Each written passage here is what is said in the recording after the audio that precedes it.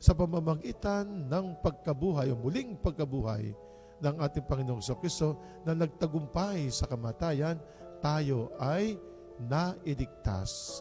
Tayo po'y itinaas, iniligtas ng ating Panginoong Kristo. Kaya nga po, sa panahon po natin ngayon, kinakailangan din po natin dagdagan pa, yung ating mga paniniwala, lalo na po ang ating pagdarasal, ang ating mga pananalangin, araw-araw. Yung bang tayo po ay laging nasa ating Panginoong Diyos, lalo na po ang ating pong pagdalo ng banal na misa, araw-araw, kung nagagawa po natin ito na dumalo ng misa, na andun ba yung ating pakikibahagi lagi sa pagpapakasakit, pagkamatay, at muling pagkabuhay ng ating Panginoong Hesus Kristo.